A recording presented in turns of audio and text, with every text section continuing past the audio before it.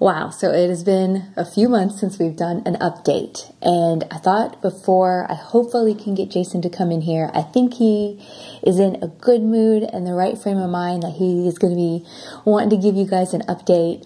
Today is our 33rd wedding anniversary, so I wanted to film this today because the last couple years we filmed on our anniversary.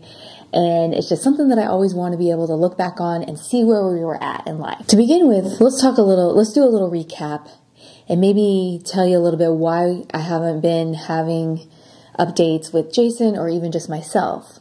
I feel like to make it a quick short story is sometimes when you're just in survival mode, that's all you are. You can't think outside, and it's hard to think about like other people and that type of thing. You're really just getting through day-to-day life, things that are like essential, like staying alive. And as dramatic as that sounds, there was a lot going on that the outside world doesn't know and doesn't see when it comes to dementia. And we're going to get into Jason's new dementia diagnosis, and we're going to talk a little bit about that and kind of like what that means going forward, and just kind of like how we've been handling it and how it makes sense. So what I mean by that is, okay, so let's recap. So in 2018, Jason was diagnosed with Lewy body dementia. He had several of the symptoms, and it was definitely like, yes, this is what he has. And then as the years were going on, he wasn't progressing like someone who had Lewy body. He definitely was declining, his cognition, his logic, his reasoning, all the things. But he still has like this fantastic long-term memory. And I'm not saying that you can't have Lewy body and not have a long-term memory, because I do know many people who have connected with and their loved ones remember them till the day they died. It is a little different than those who have Alzheimer's. But he just didn't seem quite the same. So then we all were kind of checking it off the box, me and the providers, the doctors, because Jason is a genius. The guy is a smart guy, an IQ off the chart. So maybe it was a little different because he was starting at a higher place than most people. So maybe that's why it was taking him a little longer. Maybe that's why he was so aware of what was happening to him and able to communicate it, and knew all the things that a lot of people with dementia aren't able to do. So it was like, wow, yeah, that's it. That's why he could do that, which I still believe plays a lot into what he has today. So this past year, they came out, like it got released to the market, was the SIN1 test. And the SIN1 test was a test where they go in and they do a skin biopsy. And in that skin biopsy, they can see if you have the markers that actually show that you have Lewy body. So we're like, yes, let's get that definitive diagnosis. Because especially for me being a registered nurse, I'm just all about, I really want to know like what's wrong with someone. I want to make sure I'm giving them the best care I possibly can and all the things. So we did the test. It came back negative. We're like, okay, that's interesting. Nothing ever really changes his diagnosis, because on the paper it says major neurological disorder. Yes, it's very obvious that Jason has a neurological disorder. But then Jason really started to go downhill mentally, meaning emotionally, I guess I should say. And he turned very aggressive, very angry, and to the point where it was scary to whether, he was going to harm himself or harm someone. And it was like walking on eggshells every day, just like, okay, don't say anything. I get choked up. It was a really difficult time. And I think those that are caregivers who have those that have the emotional outbursts and all that can definitely relate. So we thought this has to be like a behavioral variant, like frontal lobe dementia, because this is very much, he lost all his apathy. He really didn't give two craps about anyone or anything. and he wanted to run away. I mean, I could go into detail, but it's ugly. It's just ugly. And there was just so many things that happened, and it was just like, who is this person? What is happening? So on top of already having your cognitive abilities go down, now your mental, to where your mood and everything is just shot. I mean, Jason got to where he couldn't do much, and getting him to do anything was, really hard. And I kind of thought, okay, this is the progression. We're getting to that. And I ended up, when you have dementia and you've had it for a while, you usually go to, once you've settled into everything, other than when you have things that are going wrong. For us, we personally were going to the doctor then about every 6 months, because there's not a lot they can do for you anymore. But I had a huge emergency with him and his behavior. And so I reached out to my doctor and was like, hey, we need to come see you. Something is wrong. Like, we need medication more than what, we need something for this mood. And we really, I need your help. And they're like, absolutely. So we go in and we decide to do another PET scan and those type of things. We started doing more testing because she was like, let's see what's going on. I feel like this is a behavioral variant frontal lobe. Let's go see if we can see it. Has to be like why, he's having so many issues mentally and with his behavior. It came back negative for that. And we're like, what is going on? So we did a few more tests. And everything that always comes back is that you can see that Jason has had multiple head injuries. And, you guys know, we all know that Jason, one of the most severe ones, was that he suffered a traumatic brain injury in 2003. And you can see that very clearly on his scans. But you can tell that he's had other issues. And so we kind of started talking and going through everything and going back to his history and all the things. Because one, his age plays into this. When all this started, he was very young. He was in his 40s. I mean, and it's just like, what? This is just crazy. If this isn't the typical early onset dementia, with those who have like Alzheimer's and the Lewy body, then what kind of dementia is this? So we will never know until the day Jason dies and we do an autopsy and we go in there and look. But we have decided to classify this as chronic traumatic encephalopathy, CTE. And you may be thinking, I've heard of that before. Isn't that what football players get when they had, brain injuries? Yes. Yes, it is. And it checks a ton of the boxes for Jason, especially that aggression, that anger, that inability to control your impulses. It turns into dementia, and it still has ultimately the same outcome as those who have the other types of dementia. It's not a good outcome. It still goes the same way. But it explains why his is different. Like why he was able to think about things, because his brain is not dying off like those with dementia. His brain is injured. And, Jason was a football player, a wrestler, a motocross racer. When I met Jason when we were 15 years old, that dude had this bump on the back of his head that I was like, what's this bump from? And he's like, it's because I hit my head. And he had this bump for a few years. And I never really thought anything about it because I was young. But now when I look back, I'm like, why was this not investigated a little more? I don't know.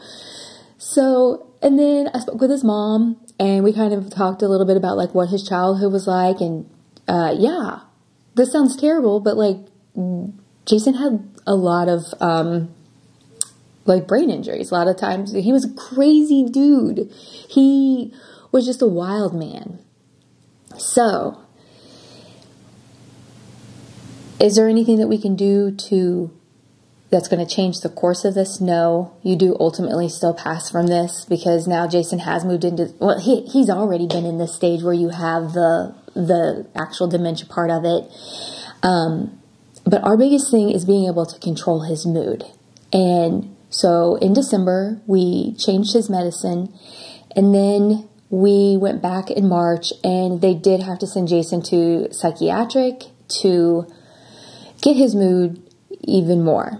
So you start stepping into those types of medications, and you walk a fine line, because a lot of those, psychotropic type antipsychotic medications can mess with your memory even more. Well, we didn't want to do that, but when you have to pick between, are we going to keep him safe, keep ourselves safe, or, are we going to worry about his memory that's already, not good? You ultimately go with what, works. So through a process of trial and error, I have a happy guy again right now. I can talk to him without being yelled at. I can talk to him, and he laughs, and he's funny. You guys know he's always been funny. But I couldn't bring him on here the last few months because he wasn't funny. He wasn't funny at all. He was ugly and mean. And it was so sad. And you know how you just want to protect that person you love, and you don't want to share that with the world because you don't want them to see. And everyone around us, neighbors, everyone started to see that ugliness, and I think really got to step into my world and see what I was living with day in and day out. And I do want to say that when I say, I'm able to talk to Jason now, talking to him before could be the simplest thing. You not even asking him a question and he would just yell out. It was just, I knew that was not him in there, and he couldn't control, because he would be so embarrassed.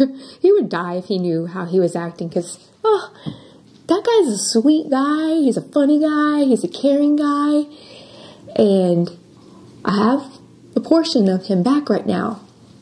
We did just up the medicine again, and we do it 2 times a day, and on top of the other medications that he was taking, so that way we're just always going to have to stay on top of it. It's always going to progress, and it's just, it feels very isolating because there's not a lot of people to sit around and talk with, that have this.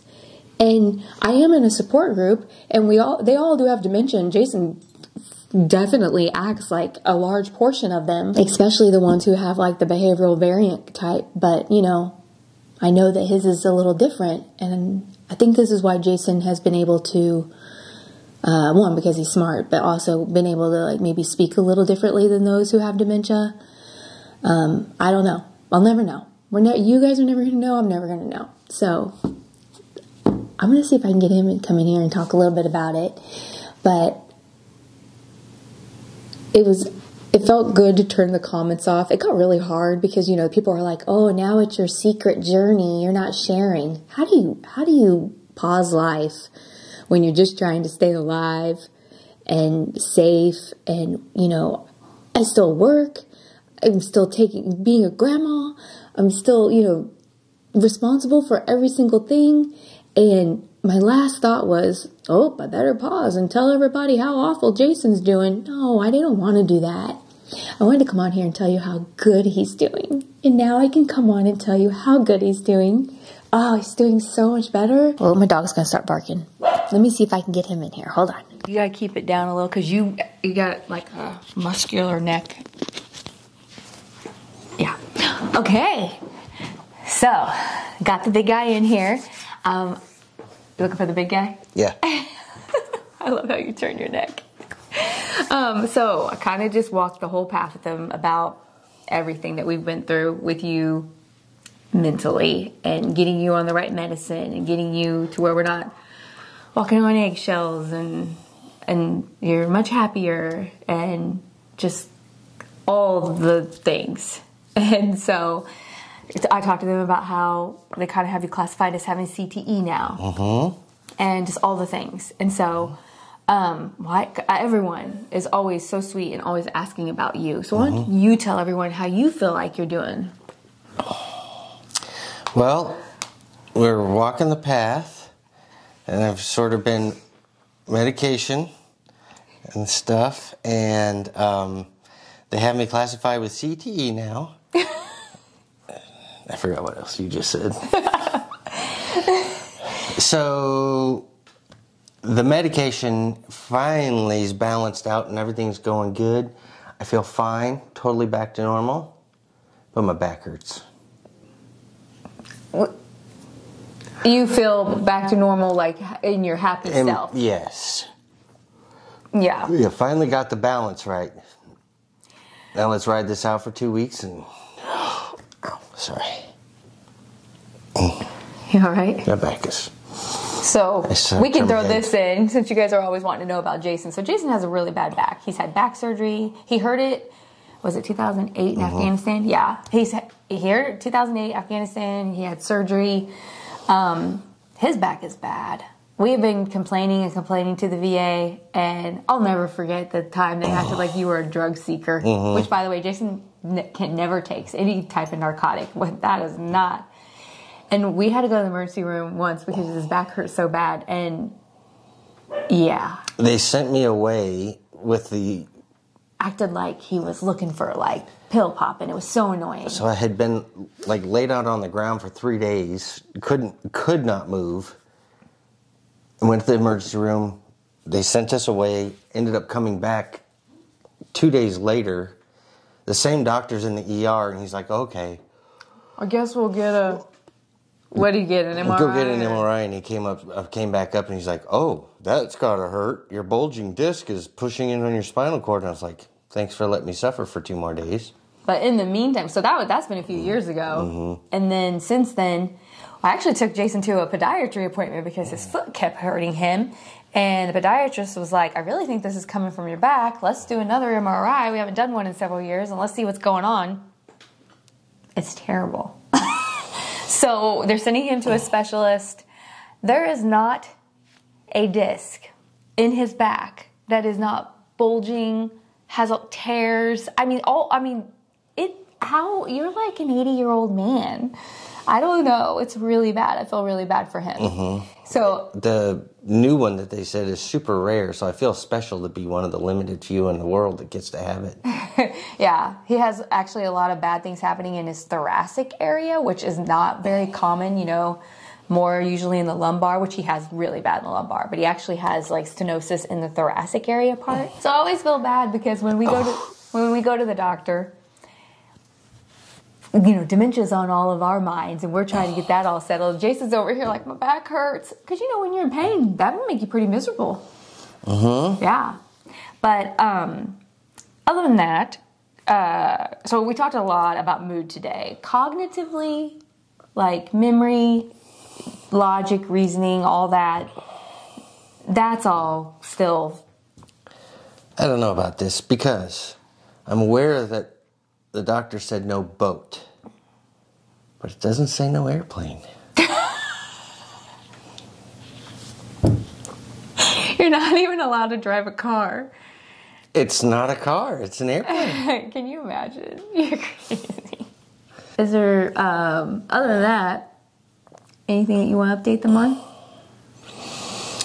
I'm about to turn the big 5-0. Yes, he is. This next week, Jason's turning 50.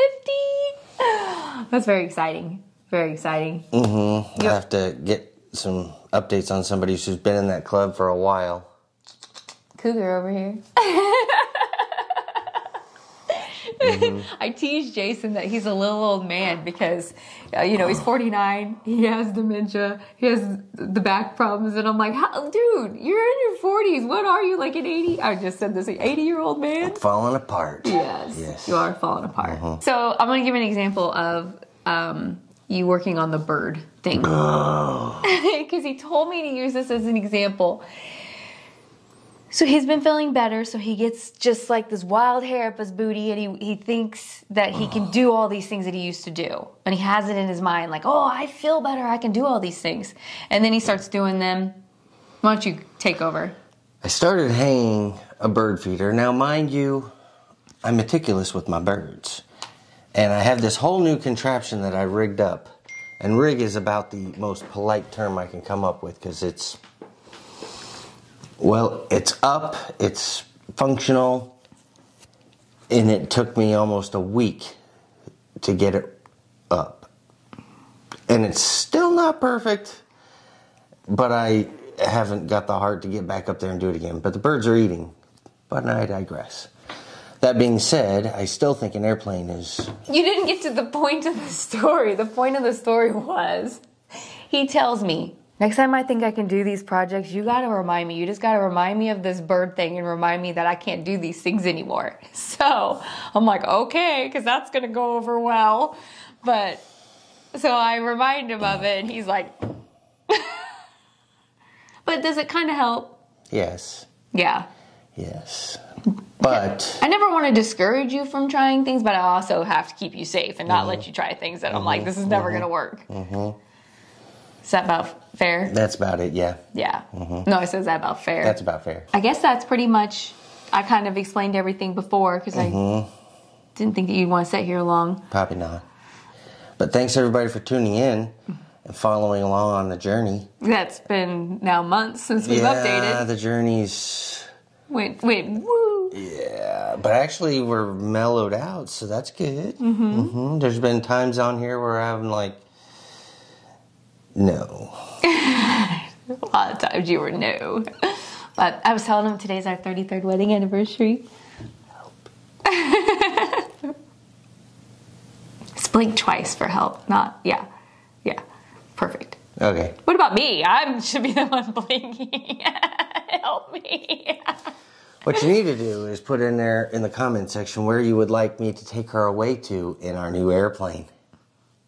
I have the comments turned off. Oh. There's too many people with opinions. Call her at 555-1234. No, it's 876-5309.